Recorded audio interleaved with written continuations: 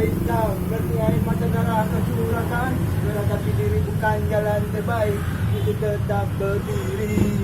Penyesalan memang selalu menakutkan, tapi itu kenyataan. Arigatou gozaimasu.